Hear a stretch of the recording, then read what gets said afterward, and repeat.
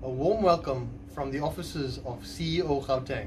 I'm Nagarsen Naicker, a dispute resolution official, and I will be joined today by my colleague Tiaan Visagie. As you would have gathered from our various social media platforms, we will be discussing the important topic of unfair labor practices. Please ensure to stay tuned so that you don't miss out.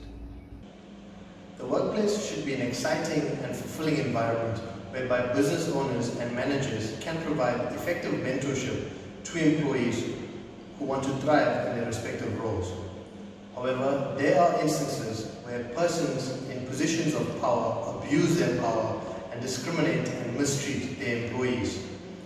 Fortunately, South African labour laws offers protection, particularly in terms of the Labour Relations Act, which states that every employee has the right not to be subjected to unfair labour practices. An unfair labour practice is the unfair treatment of employees or job applicants by an employer.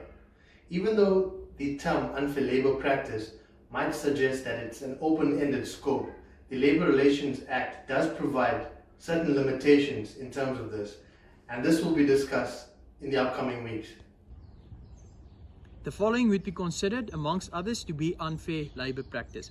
The first is the unfair conduct of the employer with regards to probation, demotion, promotion and the training of an employee. The second is the unfair suspension of an employee and also the unfair disciplinary action short of dismissal. And the third is the refusal of an employer to reinstate or re-employ an employee after such an agreement has been reached. The closed list of unfair labour practices is contained in Section 186(2) of the Labour Relations Act. This means that the unfair conduct of an employer which is not included in this list cannot be deemed an unfair labour practice. Employees seem to refer to the term unfair labour practice as a blanket term when referring to any alleged unfair conduct of the employer.